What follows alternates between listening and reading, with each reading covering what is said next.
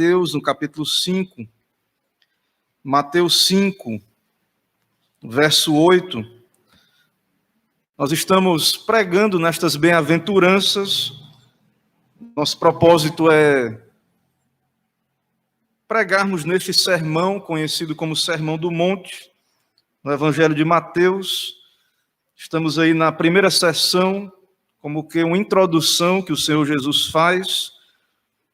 Estas bem-aventuranças são a base, o fundamento para tudo que virá depois. Então é importante entendermos. Então vamos continuar analisando com a ajuda de Deus essas bem-aventuranças. Mateus 5:8. A palavra do Senhor diz assim: Bem-aventurados os limpos de coração, porque verão a Deus. Oremos, irmãos. Senhor, eis-nos aqui em adoração, te bendizendo, te adorando, louvando o teu santo nome, buscando o teu reino em primeiro lugar, neste primeiro dia da semana. Recebe, ó Deus, a adoração e nos abençoa agora, ó Pai, nesse momento em que queremos ouvir a tua voz na palavra. Fala conosco por graça, por bondade, exalta o teu nome, o nome de Jesus. E o Senhor conhece, ó Pai, cada necessidade espiritual, cada um de nós aqui presentes, o que precisamos compreender da tua parte, da tua palavra. Contempla, ó Deus, cada servo teu aqui, cada serva do Senhor, que o Senhor esteja alcançando com graça, pela tua bondade. Vem o teu reino sobre os nossos corações, nos purifica de todo pecado, nos lava, nos prepara para, naquele grande dia, ó Deus, estarmos contigo, nos prepara para que possamos ver o Senhor, ó Deus, com corpos glorificados, transformados. Nos santifica, ó Deus, para que alcancemos a glorificação também no tempo devido, e que toda honra e glória sejam ao Senhor, ó Pai. Nos abençoa, fala conosco, é o que pedimos, oramos em nome de Cristo Jesus. Amém. Irmãos, nós chegamos então a essa sexta bem-aventurança que descreve, as bem-aventuranças em geral, descrevem as graças daqueles que são filhos de Deus. Então, estes são os benditos do Senhor, os abençoados do Senhor. As pessoas criam padrões do que é uma pessoa feliz. Há um padrão lá do mundo.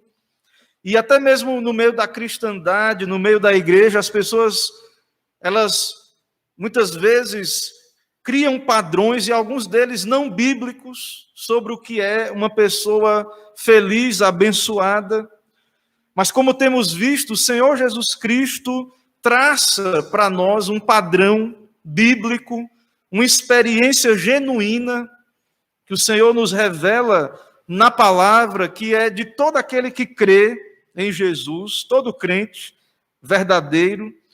Então nós vemos que todas essas graças, irmãos, que nós já temos trabalhado, os humildes de espírito, os pobres em espírito, os que choram, os mansos, os que têm fome e sede de justiça, os misericordiosos, todas essas graças trabalham em conjunto na vida do crente, do servo de Deus.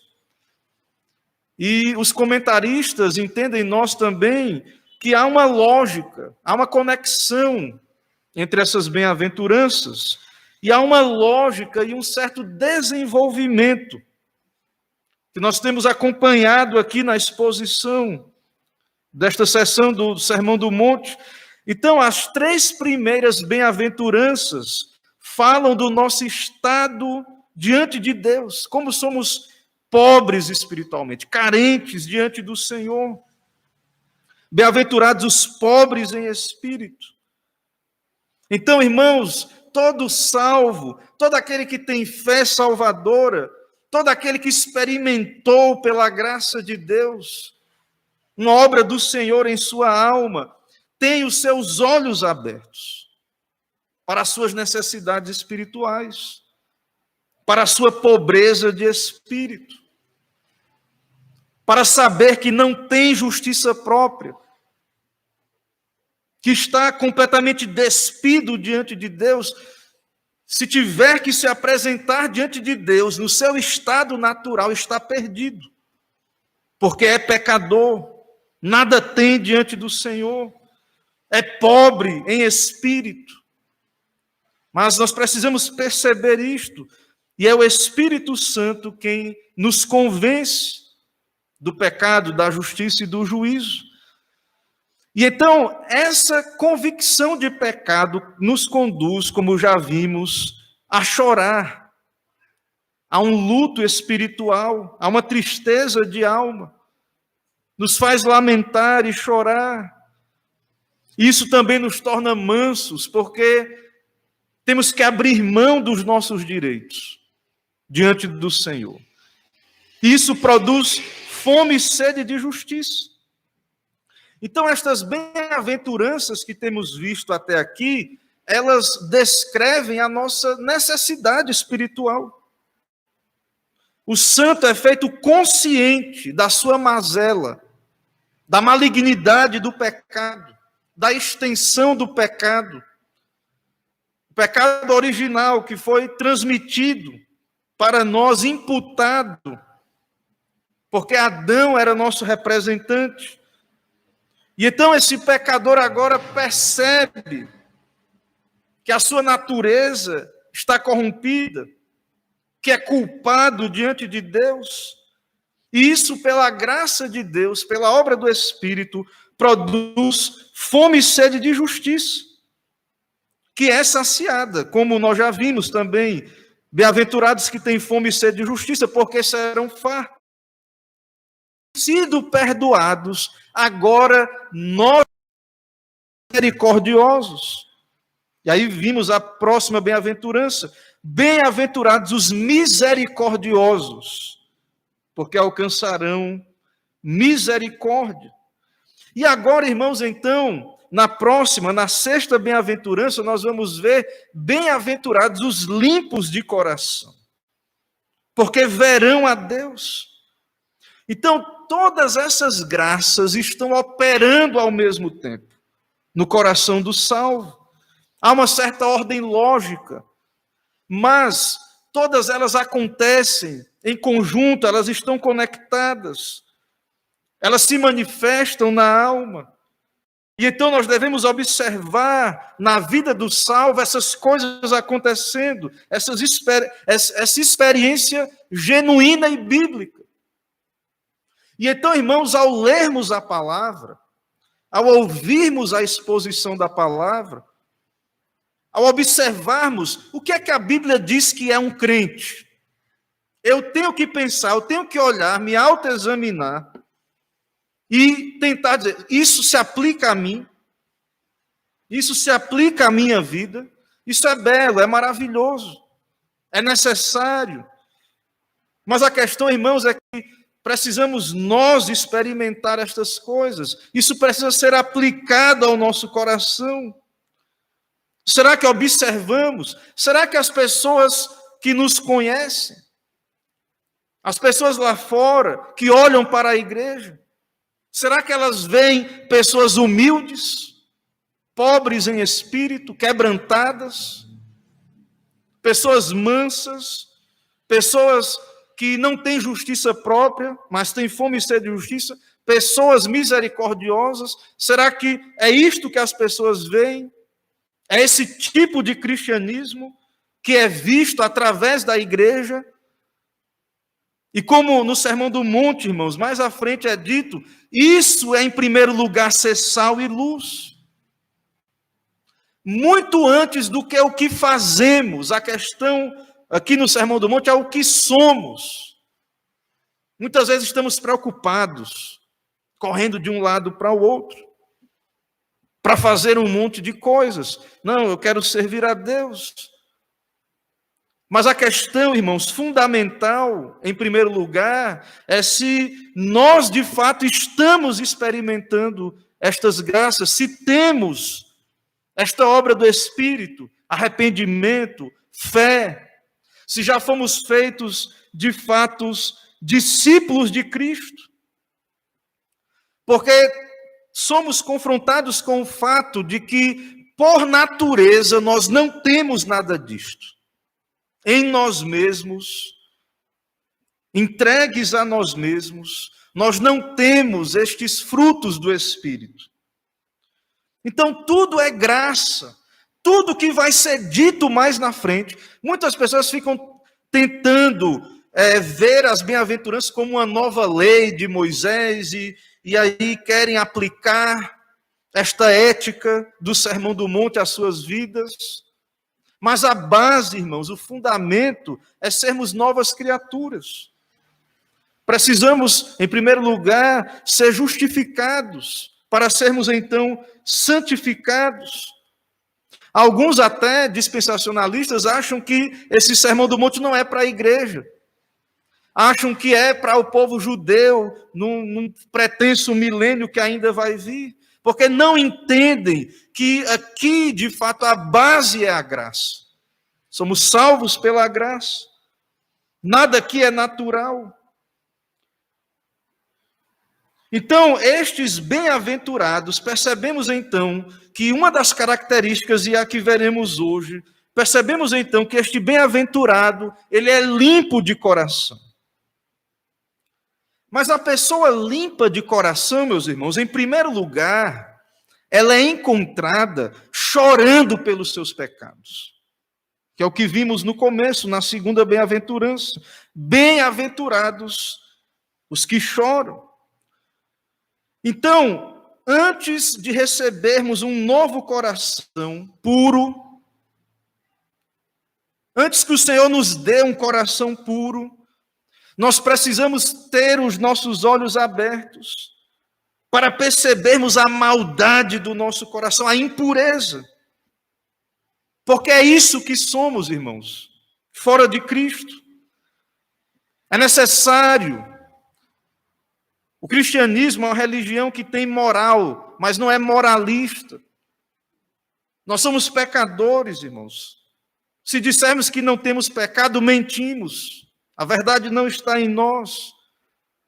Não é isso que somos chamados a pregar, mero formalismo ou moralismo, mas pregar a verdade de Deus, que somos pecadores, somos salvos pela graça do Senhor. Então, os santos de Deus, os crentes, os verdadeiramente crentes, estes são aqueles que percebem a sua própria impureza. Não é pessoas que se acham puras aos seus próprios olhos. Uma marca do verdadeiro crente. Uma marca que o Senhor Jesus nos mostra aí então. Porque antes de falar bem-aventurados os puros de coração, ele disse os pobres em espírito, os que choram e etc. Então, antes de termos um coração puro, precisamos primeiro perceber que o nosso coração não é puro por natureza. Irmãos, quem são estes puros de coração segundo o Senhor Jesus Cristo? Certamente não são aqueles que nascem com corações puros, porque isso não existe. Esse negócio de folha em branco, tábula rasa, isso aí não existe, não é o que encontramos na Escritura. Não existem filhos de Adão moralmente limpos. Como Davi diz no Salmo 51, verso 5, nós, irmãos, nascemos em iniquidade e fomos concebidos em pecado. Existe algo que os teólogos denominaram aí o pecado, a doutrina do pecado original. Há uma transmissão do pecado. Somos representados de Adão. E nos profetas ali, o profeta Ezequiel fala desse transplante de coração. Ezequiel 36, do 25 ao 32, o profeta diz, veja que na linguagem fala tanto de coração quanto de limpeza, de purificação. Ezequiel, ele diz o seguinte, então aspergirei água pura sobre vós, aspergirei água pura sobre vós, e ficareis purificados de todas as vossas imundícias e de todos os vossos ídolos. dar-vos-ei coração novo, e porei dentro de vós espírito de novo, tirarei de vós o coração de pedra, e vos darei coração de carne, porei dentro de vós o meu espírito, e farei que andeis nos meus estatutos, e guardeis os meus juízos. Veja, meus irmãos, essa obra de Deus, promessas de Deus para o seu povo, promessas do Senhor, purificação, um novo coração, colocar o temor de Deus dentro do coração do seu povo, habitar com o seu povo. Habitareis na terra que dei a vossos pais, vós sereis o meu povo e eu serei o vosso Deus. A linguagem pactual. Deus nos purificando, nos santificando, e nós sabemos, irmãos, que isso se aplica hoje à igreja. Nós somos o Israel de Deus. Nós somos o povo do pacto, da aliança. Aqui também iremos participar com a bênção de Deus, desses sinais da aliança, o sacramento da ceia, o pão e o vinho, onde então nós somos povo do Senhor, são sinais da aliança. Somos povo de Deus. Professamos a fé, fomos batizados, recebidos na igreja do Senhor. Estamos debaixo das promessas, das alianças do Senhor. O Senhor promete ser o nosso Deus, estar presente conosco. E aí ele diz, o profeta continua dizendo no verso 31, então vos lembrareis dos vossos maus caminhos e dos vossos feitos que não foram bons, tereis nojo de vós mesmos, por causa das vossas iniquidades e das vossas abominações. Não é por amor de vós, fique bem entendido que eu faço isso, diz o Senhor. Envergonhai-vos e confundi-vos, por causa dos vossos caminhos, ó casa de Israel. Irmãos, então, diante disso que estamos vendo aqui, diante da palavra de Deus, nós entendemos que esse coração limpo só pode ser um coração lavado. Só pode ser um coração que foi lavado, transformado, salvo, remido pelo Cordeiro, pelo sangue do Cordeiro.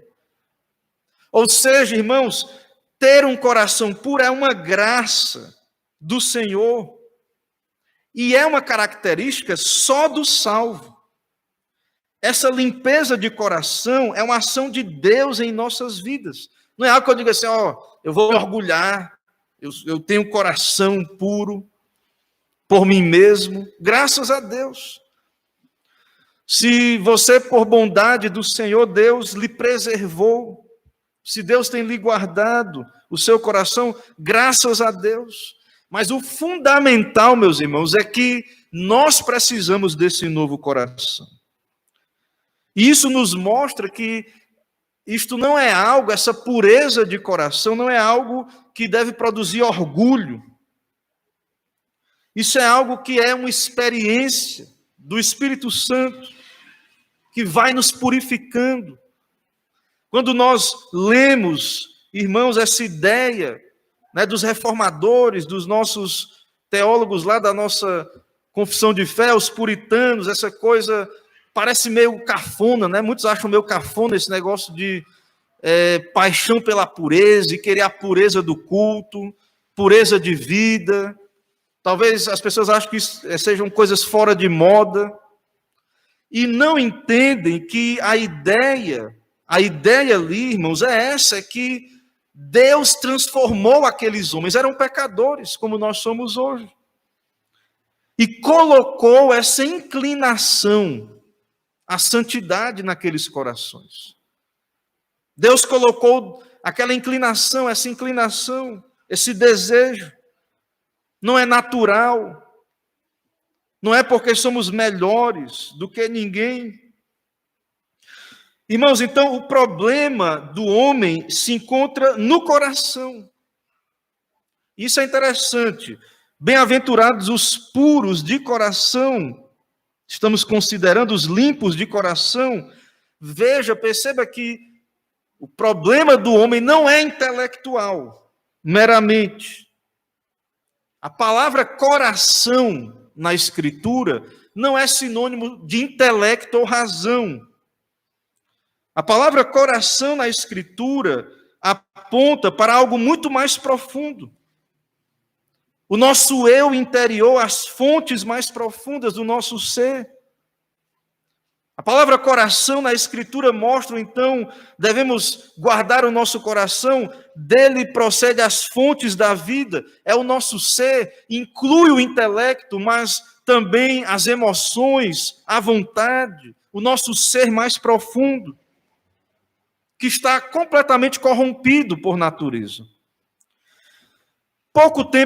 Relativamente pouco tempo depois da queda, lá em Gênesis 6, a palavra do Senhor registra que o Senhor viu que a maldade do homem havia se multiplicado e que na terra, e que era continuamente mal todo o desígnio do coração. A fonte foi corrompida. O coração foi corrompido. E a maldade se multiplicou. E a questão não era só comportamento externo. A fonte estava contaminada. E logo as ações também. Então, irmãos, à luz da Escritura, nós precisamos ser limpos, lavados, receber um novo coração.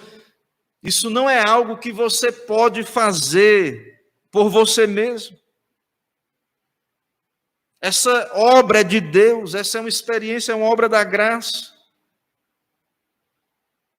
Não é a igreja, o pastor, que pode lhe dar um novo coração.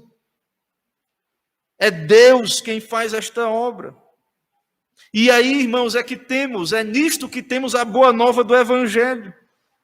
Há um caminho para a pureza espiritual. Mas, para encontrarmos este caminho, em primeiro lugar, precisamos perceber que a impureza ela não está só fora. Muita gente acha que... Não, até que é interessante essa coisa de ser crente, acha que é só reformar algumas coisas externas na vida, mudar algumas práticas externas na vida. Não, irmãos. O problema é do coração, todo o nosso ser. Às vezes nós nos concentramos em um pecado ou outro, mas o pecado é um sintoma de um mal muito maior. Vários pecados são apenas sintomas de uma doença, de uma enfermidade muito pior. Do coração é de onde procede as fontes da vida. Pense no órgão biológico, o coração. Ele bombeia alimento e oxigênio para todo o corpo, para que possa funcionar. E através da sua rede ali, das veias, artérias, isso chega a todas as partes do corpo. Como que sendo o coração a fonte. Se o coração não funcionar, se não for levado oxigênio e alimento aos membros do corpo, aos órgãos, vai haver falência do sistema e morte. O mesmo, irmão, com relação às coisas espirituais. Se o coração é impuro, todo o curso da nossa vida será desviado. É um problema de natureza, de coração. Não adianta você pegar, imagine um animal impuro, né, o porco, gosta de lama, você lava ele, se você soltar, ele volta. As inclinações da natureza do porco é essa inclinação. É um problema do coração. Coração, então, envolve intelecto, emoções, vontade, a personalidade mais profunda. É aí que o homem tem que ser puro. Não é só aos olhos do mundo, não é? Embora, irmãos, claro que não estou negando que a mudança prática do nosso comportamento é importante, não, viu? Não estou negando. Nós não negamos isso. A questão é que isso tem que proceder da fonte. Se a fonte estiver contaminada, se não for tratado o problema da fonte, tudo mais externo não pode ser aceito por Deus, está contaminado. O Senhor dirá naquele dia: apartai-vos de mim, vós que praticais iniquidade. Pessoas religiosas, pessoas que expulsaram demônios em nome do Senhor, fizeram milagres em nome do Senhor, professavam o nome de Cristo, pregavam o seu nome, mas que nunca de fato fizeram esse autoexame, nunca de fato se humilharam diante do Senhor. Então, vamos entender que o problema não é o meio ambiente, o externo, o problema não é o outro. O problema do homem está dentro. Há uma necessidade espiritual que nenhuma reforma externa da vida, melhor educação, treinamento, nada humano pode mudar essa situação. Porque há um problema de inclinação. Toda a vida dessa pessoa é desviada, toda a vida dela. Ela precisa ser transformada, mudar de direção, conversão completa. Converter-se completamente pela graça de Deus. Então, um coração limpo, o que é um coração limpo? Bem-aventurados os puros de coração. Um coração limpo, irmãos, é um coração inclinado para Deus, para as coisas de Deus. Nós temos aprendido aqui no nosso catecismo, temos estudado o terceiro mandamento: não tomarás o nome do Senhor teu Deus em vão, e também a primeira petição da oração do Pai Nosso: santificado seja o teu nome. E é muito interessante que no comentário, na resposta a essa pergunta, o que queremos dizer quando oramos na primeira petição? Santificado seja o teu nome. Nós estamos orando que Deus nos incline. E os puritanos ali que escreveram o catecismo, eles registraram ali que nós oramos isso, porque por natureza nós não somos inclinados. Por natureza, nossa inclinação é para o mal. Não é para Deus, não é para as coisas de Deus.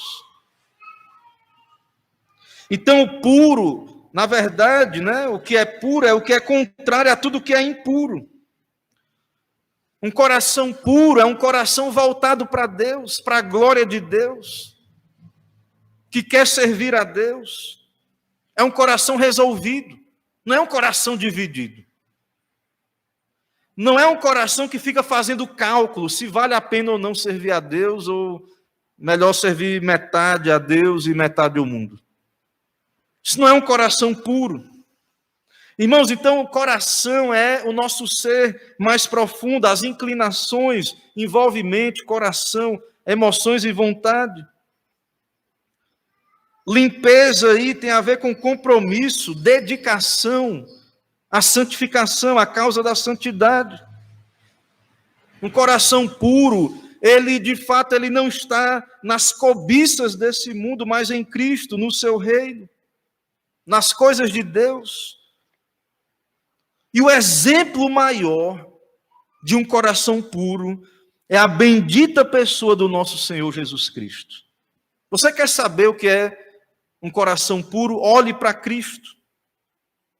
Veja nos evangelhos, perceba, irmãos, a sua vida santa, jamais pecou, toda a sua vida para a glória de Deus, para glorificar o Pai, para fazer a vontade do Pai, obedeceu à lei perfeitamente. De fato, nós vemos, irmãos, que para o Senhor, ele não tinha pecado, era a sua inclinação, a sua natureza. Mas ele serviu a Deus, fez a vontade do Pai, se submeteu à vontade do Pai de boa mente, de coração. Então, nós devemos olhar para Cristo, para percebermos, irmãos, esse alto padrão e Quão distante estamos? E nós vemos que também no Salmo 24, nós vemos a descrição desse justo. Que nós sabemos que o justo do Salmo, isso aponta para Cristo. Salmo 24 diz: ao Senhor pertence a terra e tudo o que nela se contém. O mundo e os que nele habitam, fundou-as ele sobre os mares e sobre as correntes a estabeleceu. E aí vem uma pergunta: quem subirá ao monte do Senhor? Quem há de permanecer no seu santo lugar? O que é limpo de mãos e puro de coração, que não entrega a sua alma à falsidade, nem jura dolosamente, este obterá do Senhor a bênção e a justiça do Deus da sua salvação. Tal é a geração dos que o buscam, dos que buscam a face do Deus de Jacó. Cristo, irmãos, é este justo, e nós somos feitos justos nele. A mesma fé que nos une a Cristo para sermos justificados, onde a Bíblia diz que nenhuma condenação há para os que estão em Cristo Jesus. A mesma fé que nos justifica nos leva também, nos une a Cristo para a santificação. Muitas pessoas querem Cristo para o perdão dos seus pecados, mas não querem a santificação, que Ele reine, que Ele seja Senhor sobre as suas vidas. Então o homem e a mulher, puros de coração, irão se inclinar a uma vida de santidade. Terão no seu coração a oração do seu Deus: santificado seja o teu nome. Senhor, inclina o meu coração a amar a tua palavra, o teu reino, a buscar o teu reino em primeiro lugar. O puro de coração, irmãos, ele abraça o princípio bíblico exposto em nosso catecismo menor. O fim principal do homem é glorificar a Deus e desfrutar dele para sempre. Toda a nossa vida. E não acho que isso é fácil, isso exige mortificação do pecado. Aplicar a palavra de Deus a todas as áreas da nossa vida. Buscar a santidade, amar o Senhor de todo o coração, força, alma e entendimento. Obedecer os seus mandamentos, a sua lei, que é amar. O resumo da lei é amar a Deus sobre todas as coisas e o próximo como a nós mesmos. Então, o homem e a mulher de coração puro são aqueles que abraçam esse caminho de santidade.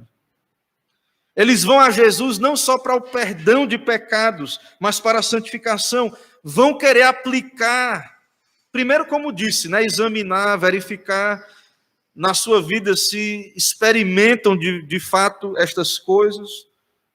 E estando em Cristo agora, aplicar, buscar transformar, reformar a sua vida. Então, claro que o caminho de Deus, a pureza de coração, claro que isso vai se manifestar em obras externas.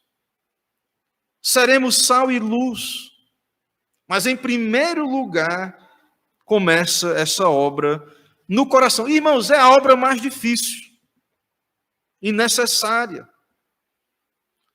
Nós devemos nos lembrar disso. Né? Muitas vezes, por exemplo, infelizmente, né, tem um mau exemplo dos fariseus. Os fariseus gostavam de quê? Limpar o exterior do copo e dentro imundo, né? Sepulcros caiados. Toda essa linguagem usada para os fariseus, pessoas cheias de justiça própria, preocupadas com o externo. E então, à luz do Novo Testamento, isso tem que ficar muito claro para nós, irmãos. Os judeus se perderam muitas vezes nesse caminho de moralismo, de obras. Infelizmente, a igreja hoje, muitas vezes, está contaminada também com essa atitude moralista. E nós devemos lembrar também, diante disso, que essa purificação do coração não é completa e perfeita nessa vida. Na história da igreja teve o caso dos que se tornaram monges, o ascetismo, fugiram da sociedade para poder buscar um mais alto grau de santidade. Irmãos, isso não é bíblico. Mas na frente nós vamos ver que o Senhor nos chama a ser sal da terra e luz do mundo. Não a sairmos nesse sentido aí que é uma má interpretação.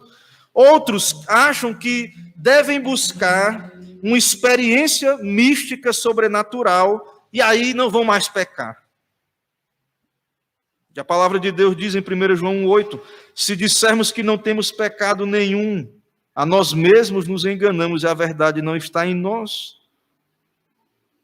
Mas nós devemos lembrar, irmãos, que sim, pela graça de Deus já fomos perdoados diante do tribunal de Deus, mas ainda precisamos ser santificados. Mas, apesar de tudo isso, temos que ter bem equilibrado, justificados, ainda precisando passar por esse processo de santificação. E então, à medida que andamos nesse processo, lembrar que essa pureza de coração para nós nessa vida jamais irá significar que vamos ser perfeitos ou sem pecado aqui. Mas o que significa, irmãos, é que vamos estar conscientes da nossa impureza e necessidade de limpeza. E vamos estar constantemente buscando nos purificar. É isso que é o crente, não é o que não peca. Porque não existe isso. Mas o que reconhece, pecou, levanta, busca a Deus, se arrepende, volta para o caminho, não desiste, usa os meios de graça, submete à disciplina de Deus. A pergunta, irmãos, para nós como igreja, outra pergunta, né? Já fizemos algumas perguntas, outra pergunta. Será que nós percebemos essa impureza do nosso coração? Será que, de modo profundo, a inimizade natural, por nós mesmos, vamos ser duros de coração, estéreis, não vamos ter boas obras entregues a nós mesmos? Vamos ser irrelevantes no sentido de não ser sal e luz desse mundo? Então nós precisamos, irmãos, entender isso, que quanto mais santos nós nos tornamos, mais nós percebemos. E isso então deve nos fazer despertar um alerta em nosso coração. Mas o que é impuro ou impureza segundo a Bíblia? Em Apocalipse 22, 14 a 15, é dito ali: bem-aventurados aqueles que lavam as suas vestiduras no sangue do Cordeiro, para que lhes assista o direito à árvore da vida e entrem na cidade pelas portas. Bem-aventurado os que se lavam no sangue do Cordeiro. Fora ficam os cães, os feiticeiros, os impuros, os assassinos, os idólatras, todo aquele que pratica a mentira, coisa alguma que seja impura ou imunda, que tenha qualquer sinal de contaminação, jamais poderá entrar na Jerusalém celestial. Quem, Senhor, habitará, né, no teu tabernáculo? O salmista lá. Quem subirá ao monte do Senhor? Quem há de permanecer no seu santo lugar? Quem são estes que estarão naquele dia, contemplarão a Deus, verão a Deus por meio de Cristo? Bem-aventurados os limpos de coração, porque verão a Deus. Precisamos, irmãos, ser purificados, santificados. É por isso que é dito na Escritura: buscai a santificação, sem a qual ninguém verá o Senhor. O judeu, ele entendia muito bem essa ideia de impureza. Deus separou o povo dos pagãos, dos gentios, dos idólatras, dos que viviam na imoralidade, pecados escandalosos. Era um povo separado para adoração. Mas mesmo o judeu, irmão, ele não tinha acesso direto a Deus. O culto do Antigo Testamento tinha a tribo de Levi, os sacerdotes, e o sumo sacerdote só entrava uma vez por ano no lugar, no Santo dos Santos. Fazia aquele sacrifício, entrava uma vez por ano. E não via Deus.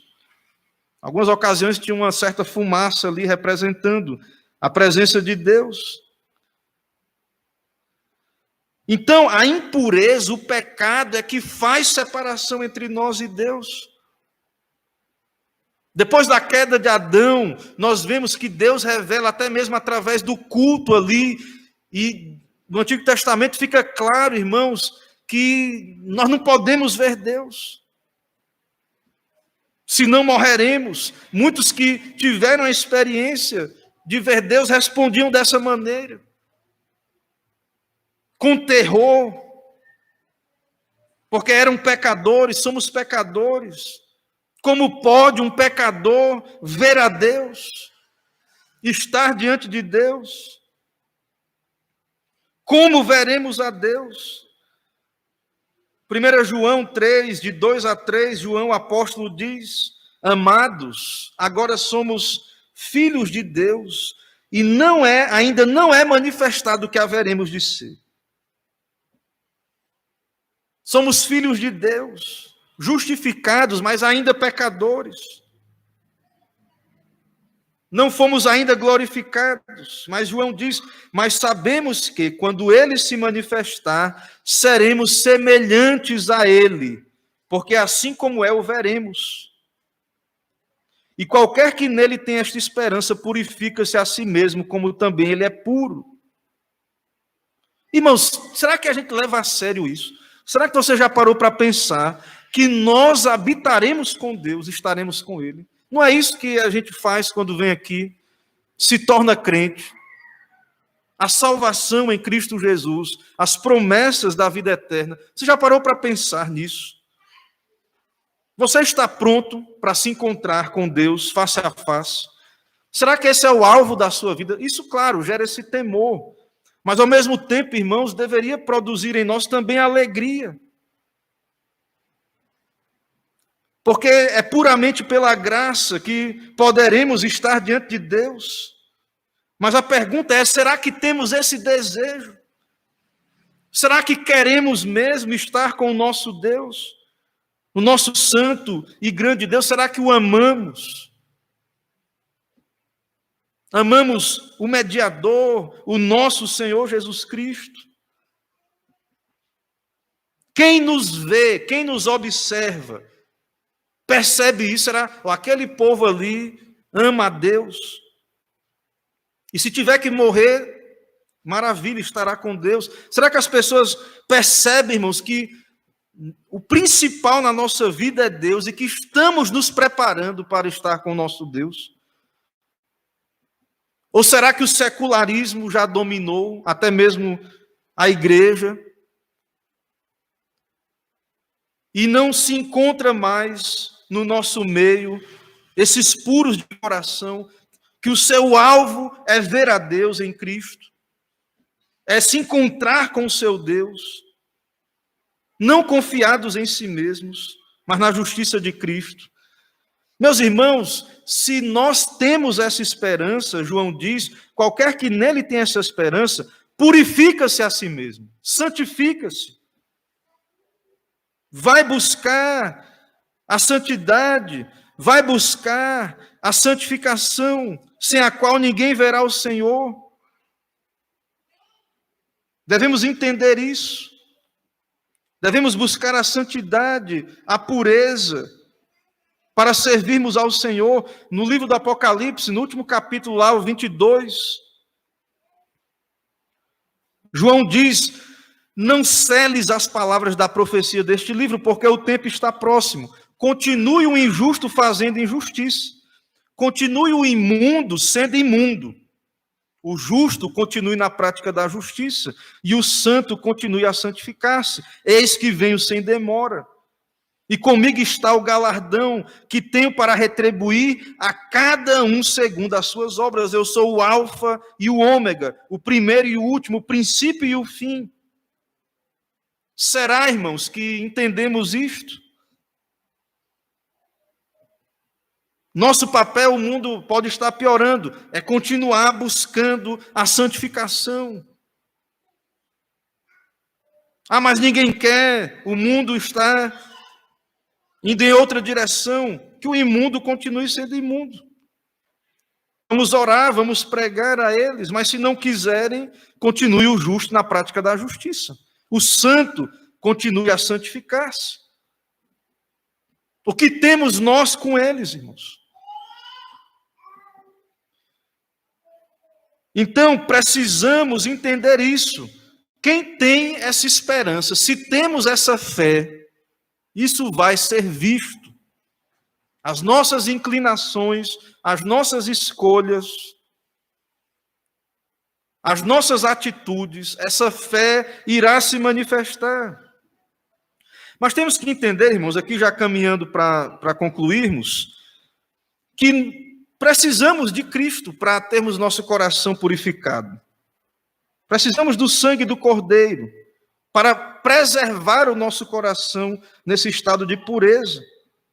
Servir a Deus todos os dias, tomar a cruz, buscar a Cristo. Lembrar, irmãos, que quando nos convertemos, o Espírito Santo veio habitar em nosso coração. Nós somos templo do Espírito Santo. O nosso coração é para ser como um trono para Deus, e nós, sendo o seu povo, o templo do seu Espírito. Será que tão somente se nós meditássemos na profundidade disso, certamente buscaríamos a santificação. Agora, finalmente, saiba de uma coisa: se o coração não for guardado, santificado e purificado, nada mais na sua vida será. A batalha começa no coração, é a fonte. Se o coração for santo, tudo mais será, se não, nada feito. E se não for, não seremos sal e luz. Mas, irmãos, sejamos encorajados por essa promessa, por essa mensagem das bem-aventuranças. Saibamos que somos felizes em Cristo, bem-aventurados. Ele limpa o nosso coração. Ele nos transformou, Ele nos preserva. E nós temos essa maravilhosa promessa: veremos a Deus, estaremos com Ele, sem mais pecado, libertos completamente, glorificados, teremos paz, alegria, não mais preocupações. Nada mais nesse mundo poderá ser impeditivo da nossa relação com Deus. Venceremos. Aquele que começou a boa obra em nós irá completá-la. Ele é o autor e consumador da nossa fé. E colheremos os frutos, irmãos, desta santidade que buscamos aqui em vida. Valerá a pena. Então, que possamos nos manter firmes, fiéis, que possamos buscar, experimentar, viver e praticar isso que encontramos nesse Sermão do Monte. E que Deus nos ajude, que Deus transforme as nossas vidas e que venha o seu reino nesses dias de corações impuros e contaminados, de pessoas que se inclinam em inimizade contra Deus. Que Deus tenha misericórdia. Amém. Irmãos, nesse momento já ouvimos a palavra e, como os irmãos sabem, temos também alguns visitantes. Nossa igreja local, nós, no segundo domingo do mês, temos o sacramento da mesa do Senhor, a ceia, né, a participação do pão e do vinho, um meio de graça, uma ordenança que o Senhor estabeleceu para a igreja. Então, nesse momento, nós vamos nos preparar, abrindo a palavra de Deus no Evangelho segundo Mateus, no capítulo 26, no verso 26. Nós vamos nos preparar para participar da mesa. Eu vou trazer algumas instruções para a igreja, para os irmãos. Mateus 26, a partir do verso 26, é um dos textos onde temos a instituição dessa mesa, dessa ordenança de Cristo, que estamos aqui para obedecer. Ele ordena, nós obedecemos com alegria. Ele é o cabeça da igreja, ele é o Senhor. Ele estabelece, o que devemos fazer. E ele nos chama à adoração e a ceiar, a participar desse momento espiritual, olhando para Cristo, olhando para esses elementos e entendendo que somos o povo da aliança. Mateus 26, 26 diz a palavra de Deus: enquanto comiam, tomou Jesus um pão e, abençoando, o partiu e o deu aos discípulos, dizendo: tomai e comei, isto é meu corpo. A seguir tomou um cálice, tendo dado graças, o deu aos discípulos, dizendo: bebei dele todos, porque isto é o meu sangue, o sangue da nova aliança, derramado em favor de muitos para a remissão de pecados. Digo-vos que desta hora em diante não beberei deste fruto da videira, até aquele dia em que o hei de beber novo convosco, no reino de seu pai, de meu pai. E tendo cantado um hino, saíram para o monte das oliveiras. Irmãos, Deus é o nosso Deus, nós somos o seu povo, o povo da aliança. Cristo é o cabeça da igreja, ele é o noivo, nós somos a noiva. E ele nos chama a essa ceia e ele traz o alimento, o pão e o vinho, o seu corpo, o seu sangue, o seu sacrifício em nosso lugar. Então, a mesa está posta, o Senhor quem preparou, por graça. Essa mesa, ela é do Senhor, ela não é da nossa denominação em si, nossa igreja não tem a prática de fazer a ceia restrita, mas é para todos aqueles que estão em plena comunhão, fazem parte da igreja visível. Então, se você não é da nossa igreja, mas está em plena comunhão com a sua igreja local, você pode e deve participar desse sacramento, fazendo o autoexame, lembrando da aliança.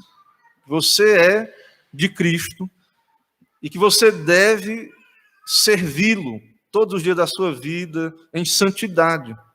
Então é momento de autoexame, momento de nos arrependermos, de renovar o nosso compromisso com o Senhor, buscar mais graça, buscar usar os meios de graça, uma melhor obediência, viver como o povo da aliança de fato, viver todos os dias servindo ao Senhor. E esse é o momento de sermos encorajados a isso, renovados,